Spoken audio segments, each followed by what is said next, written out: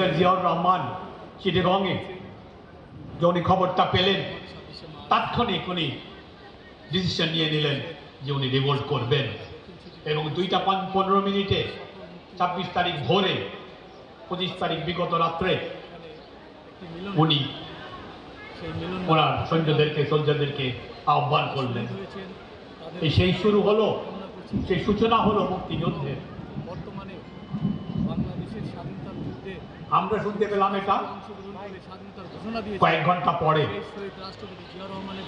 এবং এই একটা ঘোষণার মাধ্যমে, কি আশ্চর্য, একটা ঘোষণার মাধ্যমে উনি সারা দেশকে 7.5 কোটি মানুষ, তাদেরকে সাধারণ মানুষ থেকে মুক্তিযোদ্ধায় পরিণত করলেন। কোথায় গেল আমাদের ভয়, কোথায় গেল আমাদের আরাম আয়েশের জন্য চাওয়া? ঘর থেকে বের হয়ে গেলাম, কোথায় যাচ্ছি জানি না, কিন্তু আমরা ঠিকানা পেয়েছি, ধ্রুব তারার মতন যুদ্ধের ঠিকানা। সেই ঠিকানার দিকে আমরা অগ্রসর হলাম এবং যুদ্ধে গেলাম, ট্রেনিং নিলাম, মুক্তিযোদ্ধায় পরিণত হলাম। দুঃখের বিষয়,